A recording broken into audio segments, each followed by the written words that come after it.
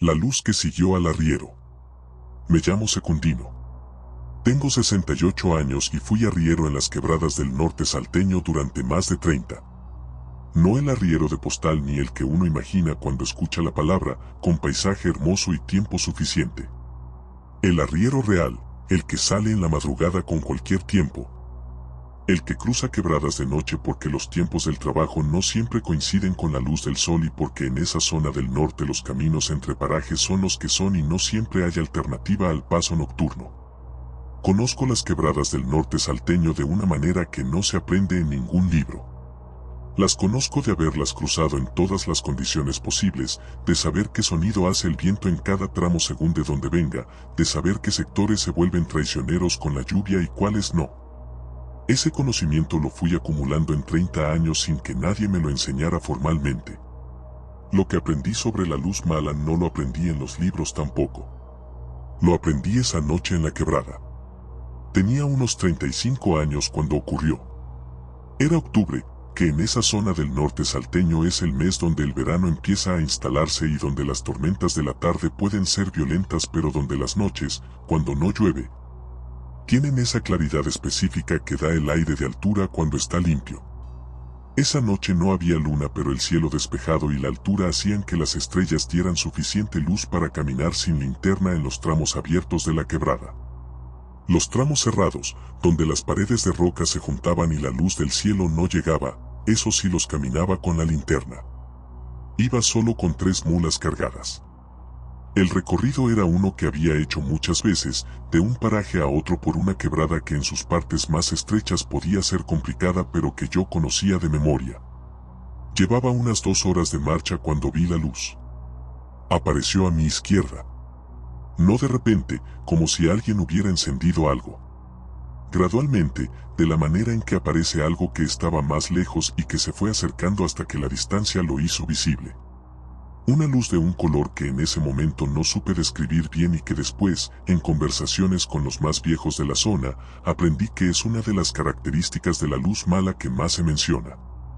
Que el color no es ninguno de los colores que uno conoce exactamente. Que se parece a varios pero no es ninguno. Estaba a mi izquierda, en la ladera de la quebrada, a una altura que estimé en unos 20 metros sobre el fondo donde yo caminaba. No parpadeaba. No tenía la irregularidad de una llama. Era una luz constante y suave que iluminaba muy poco, lo suficiente para verse pero no lo suficiente para iluminar nada alrededor. Me detuve. La luz también se detuvo. En ese primer momento no sentí miedo.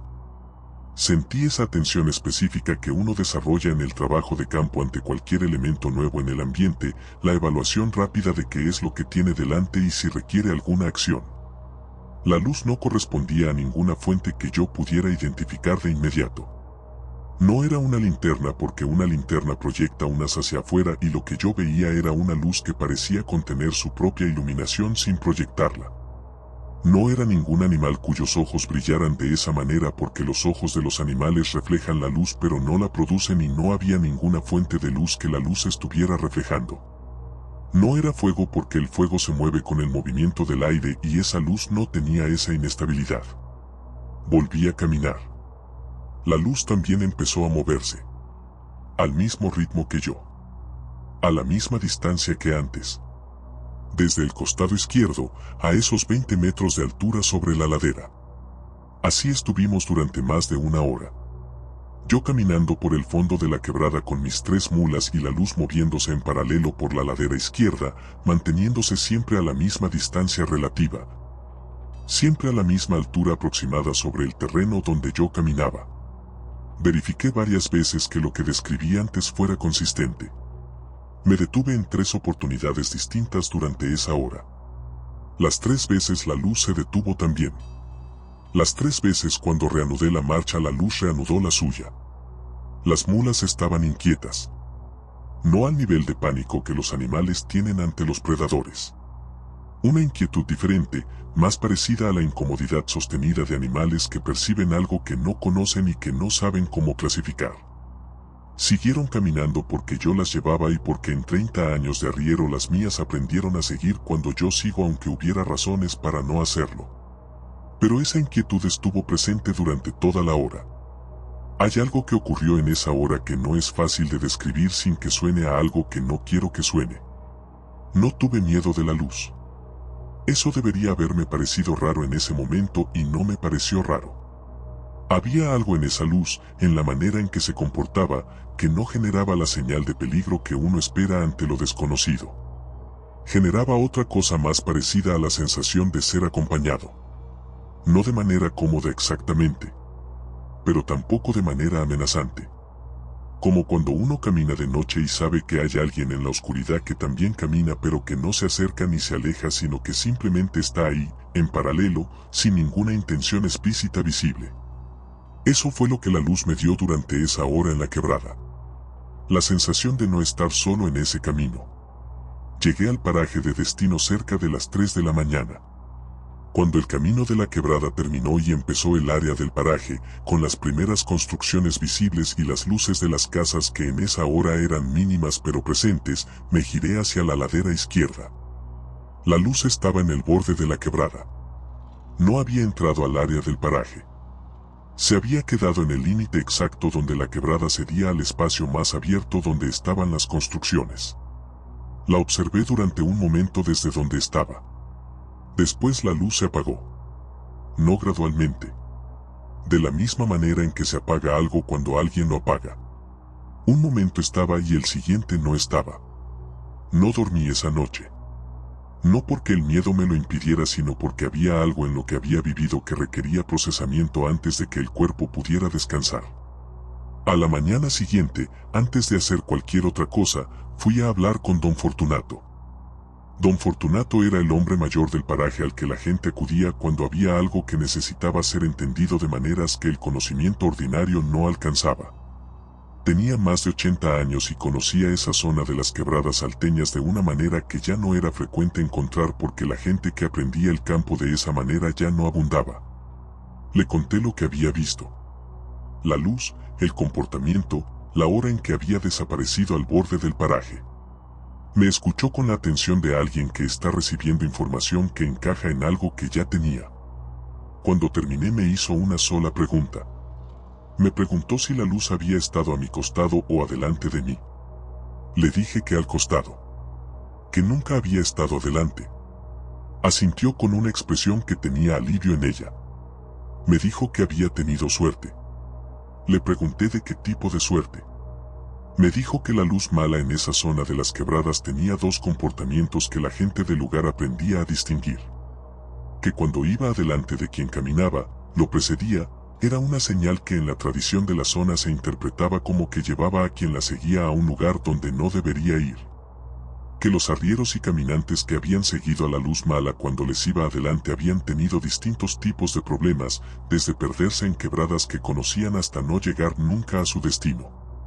Que cuando iba al costado era diferente. Que al costado la luz mala acompañaba. Que no llevaba a ningún lugar ni intentaba que uno la siguiera. Que simplemente estaba ahí, en paralelo, durante el trayecto. Le pregunté por qué acompañaba. Se quedó callado un momento. Me dijo que no lo sabía con certeza. Que había distintas interpretaciones que la gente de la zona había construido a lo largo del tiempo. Que algunos decían que la luz mala que acompañaba de costado lo hacía con caminantes que estaban en su propio camino, que iban donde tenían que ir. Y que la luz reconocía eso y no interfería sino que simplemente estaba presente.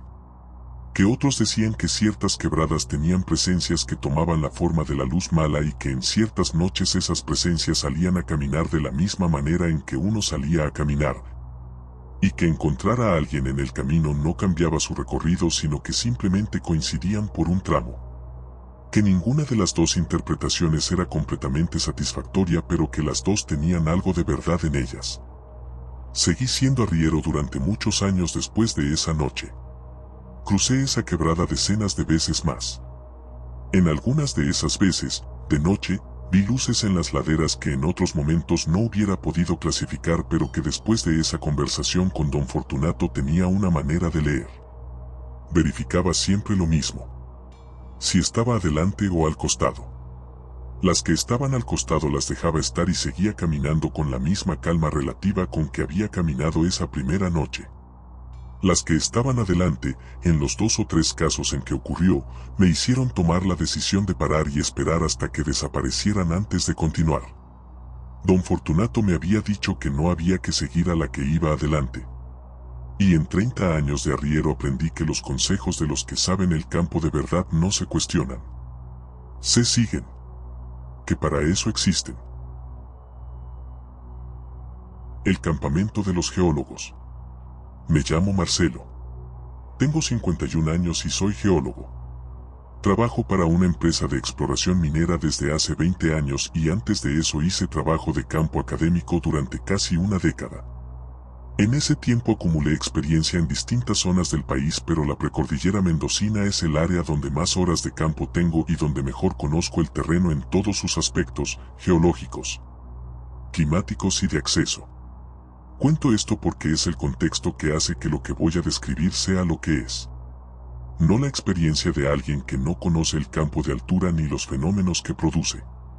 La experiencia de alguien que los conoce bien y que por esa razón sabe con precisión cuando lo que está viendo no corresponde a ninguno de ellos. Lo que vimos en esa campaña de 4 días no correspondía a ninguno. Y el informe oficial que presentamos al terminar no lo menciona porque en los informes de trabajo de campo hay cosas que uno incluye y cosas que uno aprende rápido que es mejor no incluir si quiere que lo sigan contratando. La campaña fue en marzo de hace 6 años. Un equipo de 4 personas, yo como geólogo principal y 3 asistentes con distintos niveles de experiencia en trabajo de campo. El objetivo era relevar una zona de la precordillera sur mendocina donde la empresa tenía interés en evaluar potencial minero. Trabajo de campo estándar, con campamento base en altura y salidas diarias a los puntos de muestreo. La zona donde instalamos el campamento estaba a más de 3.000 metros de altura. Terreno árido, sin vegetación significativa, con esa combinación de viento constante y cielo despejado que en la precordillera mendocina a esa altura produce noches de una claridad que en el llano no existe. Esa claridad fue lo que hizo que la luz fuera tan imposible de ignorar desde la primera noche. La vi por primera vez el primer día de campaña, cuando ya habíamos cenado y 2 de los asistentes se habían ido a dormir. Estaba revisando notas en la entrada de mi carpa cuando la noté en el cerro que quedaba al noreste del campamento, a una distancia que estimé en unos 2 kilómetros.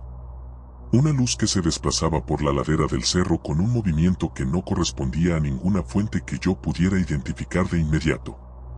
El tercer asistente que seguía despierto, un chico de 20 y pocos años que era su segunda campaña de campo, la vio también.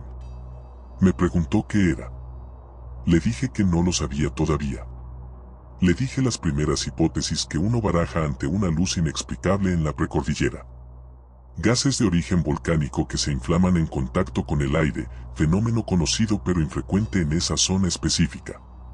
Reflexiones de luz de luna en superficies minerales específicas, descartable porque esa noche no había luna suficiente. Fuegos fatuos de origen orgánico, completamente descartable porque en ese terreno árido de altura no hay suficiente materia orgánica. El asistente me preguntó cuál creía yo que era. Le dije que ninguna de las 3 cerraba del todo y que lo observaría con más detalle. La luz continuó moviéndose durante unos 20 minutos más y después desapareció. La segunda noche la vieron los 4. Habíamos comentado el avistaje del día anterior durante la cena y cuando la luz apareció de nuevo, esta vez en un punto diferente del mismo cerro y a una hora diferente, los 4 estábamos en posición de observarla. Lo que hicimos esa segunda noche fue sistemático porque era lo que la formación nos pedía. Registramos la hora de aparición y desaparición. Registramos la posición aproximada usando el GPS y las referencias del terreno. Cronometramos los cambios de dirección. Estimamos la velocidad de desplazamiento usando la distancia aproximada y el tiempo entre puntos de referencia conocidos. Los datos que obtuvimos esa segunda noche fueron los que me permitieron descartar con más precisión las hipótesis de la primera. Los gases volcánicos no producen movimientos con la coherencia direccional que observamos. Las reflexiones de superficies minerales no se desplazan de la manera en que lo hacía esta luz. La velocidad de desplazamiento estimada no correspondía a ningún fenómeno atmosférico de los que yo conocía para esa zona y esa altitud. El asistente más joven, el mismo de la primera noche, preguntó si había alguna hipótesis que quedara en pie. Le dije que en términos estrictamente técnicos, no. La tercera noche la luz estuvo más tiempo que las dos anteriores. Más de una hora de actividad continua, con cambios de dirección que en algunos momentos eran bruscos de una manera que ningún fenómeno natural que yo conociera podía producir. Un cambio de 90 grados en el transcurso de segundos, sin ninguna desaceleración previa que indicara que la trayectoria estaba siendo modificada por alguna fuerza física. Solo el cambio, limpio y directo. Uno de los asistentes más experimentados, un hombre de 40 años con muchas campañas de campo encima, dijo algo en voz baja que los demás escuchamos. Dijo que eso no era ningún fenómeno geológico. Nadie respondió. Porque los cuatro lo sabíamos y porque decirlo en voz alta tenía implicancias que en ese campamento, de noche, a más de 3000 metros de altura y a varios kilómetros de cualquier otra persona, nadie quería desarrollar demasiado. La luz desapareció esa noche después de unos 70 minutos. Igual que las dos noches anteriores, de manera abrupta, sin el proceso de alejamiento gradual que tendría algo que simplemente se moviera fuera del rango de visión. La cuarta noche la luz no apareció. Lo esperamos. No de manera formal ni con ningún protocolo establecido. Simplemente nadie se fue a dormir a la hora habitual y los cuatro estuvimos en las carpas mirando hacia el cerro del noreste durante más tiempo de lo justificado por ninguna tarea del trabajo. La luz no apareció. En algún momento, cerca de la medianoche, dos de los asistentes se fueron a dormir. Yo me quedé un rato más. El asistente más joven también. Cerca de la 1 de la mañana, cuando yo ya estaba a punto de entrar a la carpa, escuchamos algo. Venía del perímetro del campamento. Del sector sur, que era el que daba al campo más abierto alejándose del cerro. No era un sonido dramático ni identificable como ninguna amenaza concreta. Era un sonido de movimiento, de algo desplazándose en el perímetro, con esa irregularidad de algo que no sigue una trayectoria fija sino que se detiene, retrocede, avanza. Desperté a los otros dos. Los cuatro escuchamos en silencio durante varios minutos. El sonido continuó. No se acercó al centro del campamento. Se mantuvo en el perímetro, en ese movimiento irregular que no correspondía a ningún animal conocido de la zona. Los animales del campamento en la precordillera mendocina a esa altura son escasos y los que hay tienen patrones de movimiento que en años de campo uno aprende a reconocer. Lo que escuchábamos esa noche no tenía ninguno de esos patrones. Uno de los asistentes propuso salir a verificar. Le dije que no. No fue una decisión elaborada. Fue esa certeza inmediata de que en ciertas situaciones la verificación no es la respuesta correcta. La misma certeza que 3 años antes me había hecho no tocar cierta muestra de roca en una campaña en el norte y que después me había resultado en que esa roca tenía un contenido mineral que hubiera requerido procedimientos de seguridad específicos que yo no tenía disponibles en ese momento. Hay cosas que el cuerpo evalúa antes de que la cabeza las procese. Esa noche la evaluación fue no salir. El sonido continuó durante unos 40 minutos más. Después se fue. Gradualmente, a diferencia de la manera en que la luz desaparecía, con esa reducción de intensidad que indica que la fuente se aleja. Esa fue la última noche de la campaña. Al día siguiente levantamos el campamento y bajamos. El informe oficial del trabajo de campo documenta los datos geológicos del relevamiento. Los muestreos, las formaciones identificadas, las recomendaciones sobre el potencial minero de la zona. No menciona las luces. No menciona los sonidos de la cuarta noche. No porque hubiera ninguna instrucción de no mencionarlos, sino porque en el ambiente profesional del trabajo de campo hay una cultura de lo que se incluye en los informes y lo que no se incluye. Lo que no tiene explicación técnica disponible y que no es relevante para el objetivo del trabajo no se incluye porque incluirlo no agrega información útil y sí agrega interrogantes sobre la credibilidad de quien lo reporta. Eso es lo que yo me dije cuando escribí el informe. También es verdad que no tenía ninguna manera de describir lo que habíamos visto y escuchado que encajara en ninguna categoría de mi formación profesional. Hablé con un colega unos meses después, alguien que también hace trabajo de campo en la precordillera pero en zonas diferentes a las mías. Le conté lo que habíamos visto sin entrar en todos los detalles, solo el comportamiento de la luz y la incompatibilidad con los fenómenos conocidos. Me dijo que había escuchado cosas similares de otros colegas que trabajaban en zonas de altura de distintas provincias del norte y del centro del país. Que no era un tema que se hablara en los congresos ni en los foros profesionales, pero que entre gente de campo que se conocía había conversaciones informales donde ese tipo de experiencias aparecían. Que en la tradición popular de la zona lo llamaban luz mala. Que ninguno de los colegas con quienes había hablado tenía una explicación técnica que resistiera el análisis. Que todos habían tomado la misma decisión que yo con los informes. Le pregunté si él creía que había una explicación que la geología todavía no tenía. Se quedó callado un momento. Me dijo que después de 20 años de trabajo de campo había aprendido que el territorio sabe cosas que la geología todavía no aprendió a preguntar. Que era la respuesta más honesta que podía darme. Y que después de lo que me había contado, era probablemente la más honesta que yo podía aceptar también. Si sentiste algo con la historia anterior, espera a escuchar la que viene. Si esto te está atrapando, puedes dejar tu like y suscribirte. Lo que marcó el camino. Me llamo Dionisia.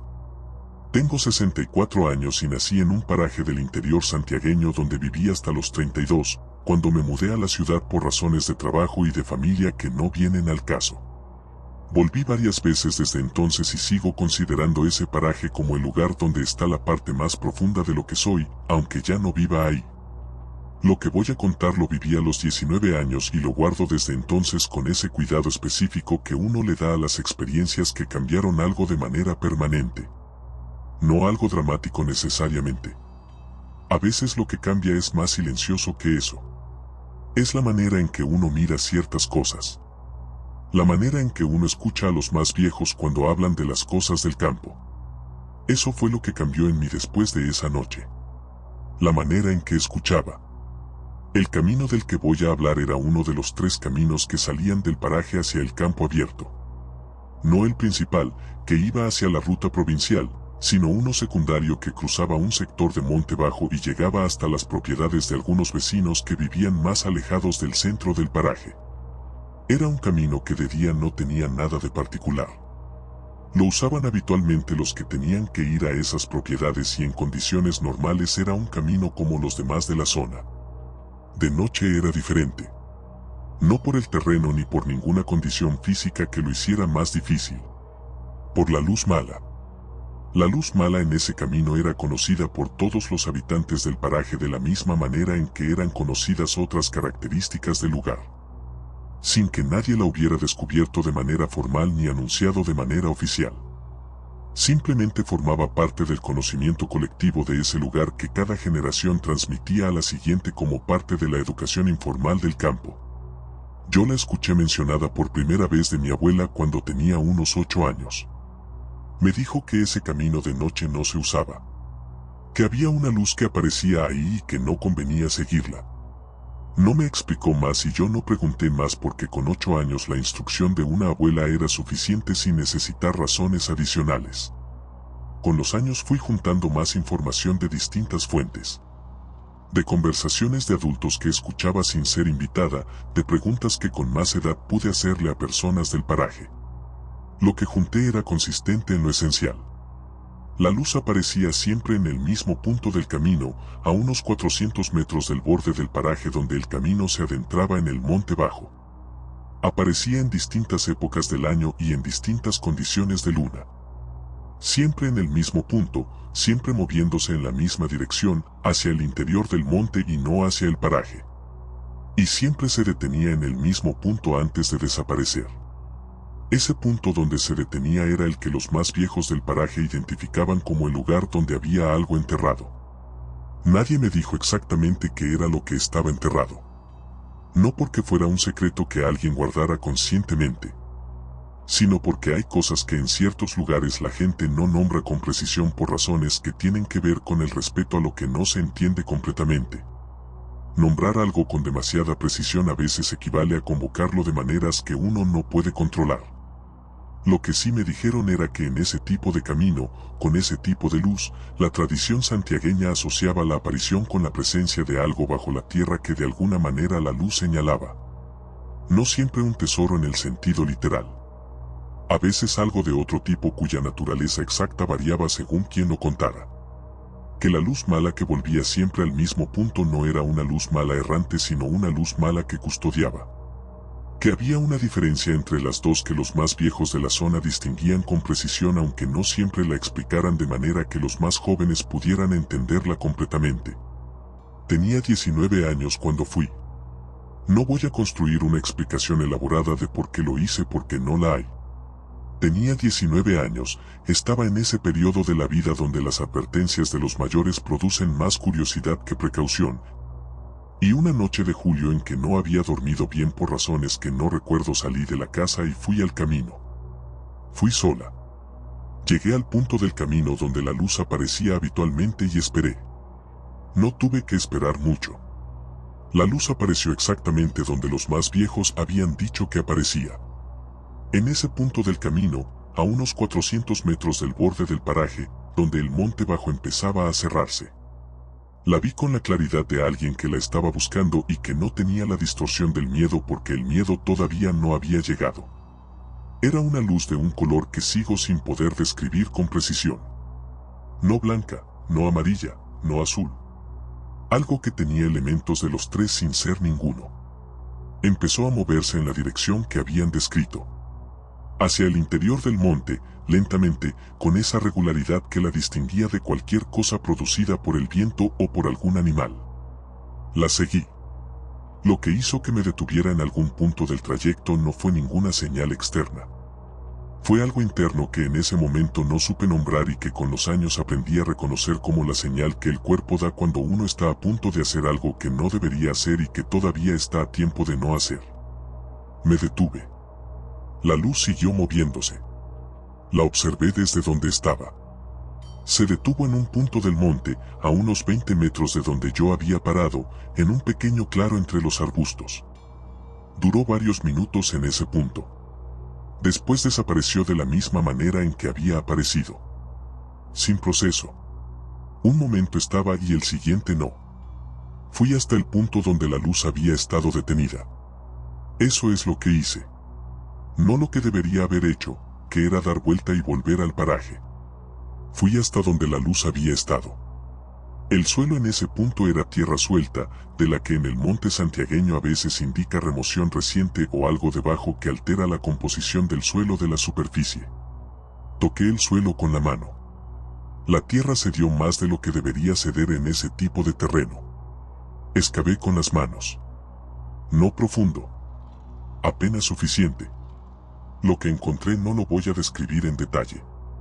No porque quiera generar misterio, sino porque es la parte de esta historia que en 45 años no conté de manera completa a nadie y que no voy a empezar a contar ahora. Lo que sí puedo decir es que lo que encontré tenía una antigüedad que era perceptible de manera inmediata. Que no era reciente ni era de la generación anterior. Que tenía la calidad de lo que lleva mucho tiempo bajo la tierra y que el tiempo convierte en algo diferente a lo que fue cuando fue enterrado. Y que en el momento en que lo encontré el miedo que no había tenido al seguir la luz llegó de golpe y completo. Lo cubrí de nuevo. Con la misma tierra que había removido, con las manos, intentando dejar el suelo lo más parecido posible a como lo había encontrado aunque sabía que no iba a quedar igual. Volví al paraje caminando más rápido de lo que había ido. No corriendo porque el camino de noche con el monte a los costados no era para correr. Pero caminando con esa urgencia de alguien que hizo algo que no debía y que quiere poner distancia entre ese algo y donde está ahora. Entré a la casa sin despertar a nadie. Me acosté. No dormí. Al día siguiente fui a ver a una mujer mayor del paraje que no era mi abuela pero que tenía el mismo tipo de conocimiento y con quien yo tenía más confianza para ciertas conversaciones. No le dije lo que había hecho exactamente. Le dije que había ido al camino de noche y que había seguido la luz hasta donde se había detenido. Me miró durante un momento con esa expresión que en ese momento interpreté como enojo y que con el tiempo aprendí a reconocer como algo más parecido a la preocupación de quien sabe que algo ya no puede deshacerse. Me preguntó si había tocado algo en el punto donde la luz se había detenido. Le dije que sí. Me preguntó si lo había dejado donde estaba. Le dije que sí, que lo había cubierto de nuevo. Asintió con una expresión que tenía algo de alivio. Me dijo que había hecho bien en cubrirlo. Que lo que estaba en ese punto tenía que quedarse en ese punto. Que sacarlo hubiera sido un problema que ella no sabría cómo ayudarme a resolver. Le pregunté qué era lo que había encontrado. Me miró durante un momento. Me dijo que era mejor que no lo supiera con más precisión de lo que ya lo sabía. Que el nombre exacto de ciertas cosas les daba una presencia que era mejor no darles. Nunca volví a ese camino de noche. Llevo 45 años con lo que encontré en ese punto del monte guardado en un lugar específico de mi memoria. No bloqueado ni olvidado. Guardado con ese cuidado que uno le da a las cosas que no deben circular demasiado. Lo que la luz mala señalaba en ese camino del interior santiagueño sigue ahí, supongo. Cubierto con la misma tierra que yo volví a poner encima esa noche de julio. La luz mala sigue apareciendo en ese camino, según me dijeron la última vez que volví al paraje hace unos años. Siempre en el mismo punto, siempre moviéndose en la misma dirección, siempre deteniéndose en el mismo lugar. Como si lo que custodia siguiera ahí y la luz siguiera cumpliendo su función de señalarlo. Y como si la única persona que alguna vez llegó hasta ese punto y tocó lo que había siguiera siendo yo. Que lo tapé. Y que nunca volví. La noche del velorio. Me llamo Ramón. Tengo 55 años y soy del nordeste correntino, de un campo donde mi familia vive desde hace generaciones y donde yo crecí antes de mudarme al pueblo más cercano siendo adulto. Vuelvo seguido porque la familia sigue ahí y porque hay cosas de ese campo que no se encuentran en ningún otro lado. Mi abuelo se llamaba Toribio. Murió hace 30 años a los 84, en la misma cama donde había dormido toda su vida adulta, en la misma casa donde habían nacido sus hijos y donde habían crecido sus nietos. Murió como había vivido, sin alboroto y sin quejas, con esa aceptación tranquila que tienen las personas que vivieron lo que querían vivir y que no tienen cuentas pendientes con nadie. Lo que ocurrió la noche del velorio lo viví con 16 años y lo recuerdo con la claridad con que se recuerdan las cosas que a esa edad uno entiende que son importantes aunque todavía no tenga las palabras para explicar por qué. El velorio fue en la casa familiar, como era la costumbre en esa zona del campo correntino.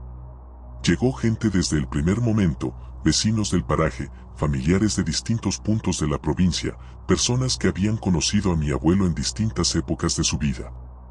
Era un hombre querido de esa manera callada que tienen los que hacen las cosas bien sin buscar reconocimiento, y el velorio reflejaba eso. La casa estaba llena. No de esa manera incómoda de los espacios que no dan abasto, sino de esa otra manera, la de los lugares que se llenan con la presencia de las personas correctas. Yo estaba en un costado de la sala principal, junto con algunos primos de mi edad. Demasiado jóvenes para participar de las conversaciones de los adultos, pero demasiado viejos para que nos mandaran a dormir. Esa zona intermedia de las edades donde uno observa más de lo que participa. Fue desde ahí que vi la luz. Era cerca de la medianoche. La sala principal de la casa tenía ventanas que daban al campo, al norte, en dirección al monte que comenzaba a unos 200 metros de la construcción. Ventanas con las persianas abiertas porque esa noche el calor de enero requería toda la ventilación disponible. Fue por esas ventanas que la vi. Una luz en el campo, moviéndose en dirección a la casa. No era la luz de una linterna ni la de un vehículo. Era una luz que tenía su propia calidad, diferente a cualquier fuente artificial que yo pudiera identificar. Se desplazaba a una altura que no correspondía al suelo, de la misma manera en que no correspondería al suelo si fuera llevada por alguien, pero sin el movimiento irregular que tendría si fuera llevada por una persona que camina. Era suave y constante y venía hacia la casa. No fui el único que la vio. En el transcurso de los segundos siguientes al momento en que yo la noté, varias personas más en la sala la vieron también. Lo supe porque hubo un cambio en el ambiente de la habitación que es difícil de describir pero que fue perceptible de manera colectiva. Las conversaciones que se estaban teniendo se interrumpieron. Las personas que miraban hacia adentro de la sala empezaron a mirar hacia las ventanas. No hubo gritos. No hubo ninguna reacción de pánico. Hubo silencio. El tipo de silencio que produce algo que todos ven y que nadie sabe exactamente cómo responder. Fue uno de los tíos de mi padre, el mayor de los presentes esa noche, quien habló. Dijo algo en voz baja que no todos escucharon pero que los que estaban cerca de él sí. Lo escuché yo porque en ese momento me había movido hacia donde estaban los adultos mayores cuando la luz apareció, de ese movimiento instintivo de buscar a los que saben cuando uno no sabe. Dijo que era la luz mala. Que venía a buscar al abuelo. Lo dijo con la calma de alguien que está dando información conocida, no con la urgencia de alguien que está descubriendo algo nuevo. La misma calma con que habría dicho que la tormenta que se veía en el horizonte iba a llegar en una hora. Nadie cuestionó lo que dijo. La luz llegó hasta el borde del patio. No entró al espacio de la casa. Se quedó en el límite entre el campo abierto y el patio donde terminaba la construcción, en ese punto donde el pasto del campo cedía a la tierra pisada del área de la casa. Se quedó ahí quieta. No parpadeando, no moviéndose, no produciendo ningún sonido que yo pudiera escuchar desde adentro. Simplemente presente en ese borde del patio con esa calidad de luz que había tenido desde que la había visto venir desde el campo. La sala principal, que había estado llena de conversaciones y del movimiento habitual de un velorio, estaba en silencio. No todo el mundo miraba hacia las ventanas. Algunos sí, los que habían notado la luz. Otros miraban hacia el cajón donde estaba mi abuelo. Otros miraban al suelo. Pero el silencio era de todos. Nadie salió. No hubo ninguna instrucción explícita de no salir. No hubo ningún adulto que dijera en voz alta que se quedaran adentro. Pero nadie salió. De la misma manera en que nadie había cuestionado lo que había dicho el tío mayor cuando había nombrado lo que era. Hay momentos en que el conocimiento colectivo de una comunidad funciona sin necesitar palabras. Donde lo que hay que hacer lo comunica el ambiente sin que nadie tenga que enunciarlo. Esa noche en esa sala nadie salió porque todos sabían, de maneras diferentes y con distintos grados de conciencia, que no había que salir. La luz estuvo en el borde del patio durante lo que yo estimé en 45 minutos, aunque en ese estado de atención sostenida el tiempo no se registra con precisión. Antes del amanecer, en algún momento en que ya la mayoría de los presentes habían dejado de mirar hacia las ventanas y habían retomado las conversaciones del velorio aunque en voz más baja que antes, me asomé de nuevo. El borde del patio estaba oscuro. La luz no estaba. No le pregunté a nadie esa noche lo que había visto. No porque no quisiera, sino porque el ambiente de esa sala en esas horas no era el ambiente para ese tipo de pregunta. Le pregunté a mi abuela años después. No de inmediato, sino cuando tuve la edad suficiente para hacer la pregunta de la manera correcta. Que era la manera de alguien que quiere entender, no la de alguien que quiere confirmar lo que ya decidió creer o no creer. Mi abuela se llamaba Felipa. Tenía esa manera de hablar de las cosas importantes con la misma calma con que hablaba de las cosas de todos los días, sin darle más dramatismo del que tenían. Le pregunté qué había sido la luz de la noche del velorio del abuelo. Me dijo que la luz mala. Le pregunté si había tenido miedo cuando la vio. Me dijo que no. Le pregunté por qué no. Su respuesta fue la que llevo 30 años pensando y que sigo considerando la más honesta y la más completa que podría haber dado. Me dijo que la luz mala no siempre era mala. Me dijo que el nombre venía de otra cosa, de los casos donde la luz llevaba a quien la seguía o donde señalaba cosas que no convenía encontrar. Que esos casos existían y que la precaución era razonable. Pero que había otros casos. Que la luz mala que aparecía en la noche en que alguien moría no era la misma que la que llevaba a los vivos. Que esa luz venía con otro propósito. Que era el aviso de que algo había terminado. Que lo que había tenido fin ya lo había tenido y que lo que quedaba iba a quedar. Le pregunté qué quería decir con lo que quedaba iba a quedar. Me dijo que los muertos que se van bien se van del todo. que la luz mala que viene a buscarlos la noche del velorio era señal de que ese muerto se iba bien, que había hecho bien las cosas en vida y que lo que venía después de la muerte lo iba a recibir de la misma manera. Que cuando la luz se quedó en el borde del patio y no entró fue porque esperaba. Que lo que esperaba era el abuelo, que seguía en la casa adentro del cajón. Que cuando la luz desapareció antes del amanecer fue porque el abuelo se había ido con ella. Le pregunté si eso era lo que ella creía o si lo sabía. Me miró durante un momento con la expresión de alguien a quien le preguntan algo cuya respuesta le parece obvia. Me dijo que lo sabía. Que en 70 años de vivir en ese campo había visto esa luz en la noche del velorio de varias personas. Que siempre había sido la misma luz y siempre había hecho lo mismo. Que llegaba desde el campo, que se quedaba en el borde del patio, que esperaba y que se iba antes de que amaneciera. Que ninguna de las personas cuyos velorios había acompañado esa luz había tenido una muerte mala ni había dejado cosas sin resolver. Que en su experiencia, la luz mala que aparecía en la noche de un velorio era el mejor indicador que ella conocía de que el muerto se iba tranquilo. Mi abuelo Toribio murió tranquilo. Eso yo lo supe antes de que mi abuela me dijera lo que me dijo, por la manera en que había muerto y por lo que todos en la familia sabían de cómo había sido su vida. Pero después de esa conversación con mi abuela, lo que había visto esa noche en el velorio dejó de ser algo sin explicación y se convirtió en algo diferente.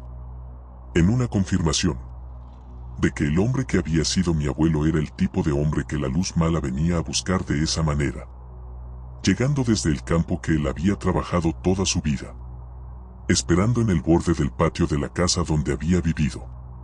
Y yéndose con él antes de que amaneciera. Sin hacer ruido. Como él siempre había hecho todo. El fotógrafo de las salinas. Me llamo Ezequiel. Tengo 41 años y soy fotógrafo de naturaleza y paisaje desde hace 12. No de manera exclusiva en términos de ingresos porque en Argentina la fotografía de naturaleza es difícil de sostener como única fuente, pero sí de manera constante y prioritaria cuando el trabajo me lo permite. Publico en revistas, vendo licencias de imágenes, hago talleres. Es una actividad que requiere mucho tiempo en el campo y que con los años me llevó a lugares que la mayoría de la gente no visita porque no son accesibles ni conocidos turísticamente. Las Salinas Jujeñas son uno de esos lugares. Las frecuento desde hace 8 años. No solo las más conocidas sino sectores más remotos que requieren preparación específica para llegar y que de noche, cuando el cielo de la Puna tiene esa claridad que no tiene en ningún otro lugar del país. Son de los mejores sitios de fotografía astronómica que conozco. Lo que capturé en esa salida nocturna hace 4 años sigue en mi archivo. Y sigue sin explicación. Esa salida la había planificado con semanas de anticipación porque las condiciones para fotografía de larga exposición en las salinas de altura requieren una combinación específica de factores que no se da siempre. Luna nueva o luna nueva cercana para que el cielo sea suficientemente oscuro. Ausencia de vientos fuertes que generen turbulencia en el aire. Y acceso al sector que quería fotografiar, que en esa época del año podía estar complicado por las lluvias de la temporada. Esa noche de marzo todas las condiciones se daban. Salí solo porque el colega con quien habitualmente hago estas salidas no podía en esa fecha. No era la primera vez que hacía salidas nocturnas en esa zona solo y no me generaba ninguna incomodidad particular. Llegué al sector que quería trabajar cerca de las 9 de la noche. Instalé el equipo, verifiqué el encuadre, hice las pruebas de exposición habituales y empecé a trabajar. Las primeras horas fueron exactamente lo que había planeado. El cielo de la Puna Jujeña en una noche de luna nueva es uno de los espectáculos más impresionantes que conozco y el salar debajo actuando como espejo del cielo duplicaba esa impresión de una manera que en cada salida me sigue sorprendiendo aunque lo haya visto muchas veces. Trabajé durante varias horas haciendo exposiciones de distintas duraciones, enfocado en el proceso técnico de la manera en que uno se enfoca cuando el trabajo va bien. Lo que encontré cuando revisé el material esa misma noche en la pantalla del portátil que llevo al campo no lo había visto mientras lo estaba fotografiando. Empecé la revisión de manera rutinaria, descartando las fotos que no cerraban técnicamente y marcando las que necesitaban procesamiento posterior. En la cuarta o quinta foto que revisé, una de larga exposición de unos 30 segundos. Noté algo en el encuadre que no correspondía a ninguna estrella ni a ninguna fuente de luz terrestre que yo hubiera visto durante la exposición. Una luz en movimiento, lo que en una exposición de 30 segundos se registra como un trazo en lugar de un punto. Un trazo de luz que atravesaba parte del encuadre a una altura que estaba claramente sobre el salar pero claramente por debajo del horizonte donde empezaba el cielo estrellado. Una zona intermedia que en ese terreno y a esa hora no debería tener ninguna fuente de luz. Lo primero que hice fue buscar la fuente obvia. Revisé si había alguna construcción o camino en esa dirección que pudiera haber producido luz artificial. En ese sector de las salinas no hay ninguna construcción y el camino más cercano quedaba en una dirección diferente. Revisé si podría haber sido un avión o un satélite. Los aviones en fotografía de larga exposición dejan un trazo característico que corresponde a la velocidad y la altura a que vuelan. El trazo en esa foto no tenía esas características. Los satélites tampoco producen ese tipo de trazo a esa altitud aparente. Revisé si podría haber sido un artefacto del sensor de la cámara, un píxel caliente o una anomalía electrónica. Los artefactos del sensor tienen características específicas que los distinguen de luz real. Lo que aparecía en esa foto no tenía esas características. Seguí revisando el resto de las fotos de esa noche. En 7 fotos más aparecían trazos similares. No en las mismas posiciones. Eso era lo que más me costó procesar de manera técnica. Si hubiera sido un artefacto del sensor habría aparecido siempre en el mismo punto del encuadre. Si hubiera sido una fuente de luz fija habría aparecido en posiciones consistentes con el movimiento de la cámara entre tomas. Los trazos aparecían en distintas posiciones en distintas fotos, con distintas trayectorias, a distintas alturas aparentes dentro de esa zona intermedia entre el salar y el cielo estrellado. Lo que eso implicaba era que lo que fuera que producía esa luz se estaba moviendo entre las exposiciones y que lo hacía de maneras que no correspondían a ninguna fuente que yo pudiera identificar. En ese momento, sentado en el campo con el portátil en las piernas y las salinas alrededor en la oscuridad, el procesamiento de esa información produjo algo que en más de una década de fotografía de naturaleza no había sentido de esa manera. Una incomodidad que no era técnica. No en el sentido de miedo a un peligro físico concreto, sino esa incomodidad específica de entender que hay algo presente en el ambiente que uno no puede ver directamente pero que la cámara sí registra. La cámara había estado capturando algo durante horas que yo no había visto. Eso significa que eso había estado ahí mientras yo trabajaba sin que yo lo supiera. Esa idea, instalada a las 2 de la mañana en las salinas jujeñas a más de 3000 metros de altura, solo, con los instrumentos en el campo y el material en la pantalla, produjo el tipo de incomodidad que no tiene ningún protocolo de respuesta disponible en ningún manual de trabajo de campo que yo hubiera leído. Guardé el equipo. Volví al vehículo. Salí del sector. Las fotos las revisé con más detalle en los días siguientes, ya en la ciudad. Las mostré a 3 personas distintas cuyas opiniones valoraba por distintas razones. El primero era un colega fotógrafo con más experiencia que yo en fotografía astronómica. Revisó las fotos con la atención técnica de alguien que conoce bien los artefactos que ese tipo de fotografía puede producir. Me dijo que lo que aparecía en las fotos no correspondía a ningún artefacto que él pudiera identificar. Que la naturaleza del trazo, la consistencia del brillo a lo largo del trazo, la manera en que interactuaba con la exposición indicaban que era luz real y no un artefacto. Que no podía decirme qué era pero que podía decirme que era algo. El segundo era un astrónomo aficionado que revisó los metadatos de las fotos con sus herramientas de análisis. Le interesaban específicamente la posición, la velocidad implícita en la longitud del trazo y la dirección. Su conclusión fue que la velocidad y la trayectoria no correspondían a ningún objeto astronómico conocido en esa posición en esa fecha y hora. Que tampoco correspondían a aeronaves comerciales. Que quedaban algunas hipótesis de drones o aeronaves no convencionales que él no podía descartar pero que en esa zona de las salinas jujeñas a esa hora le parecían improbables.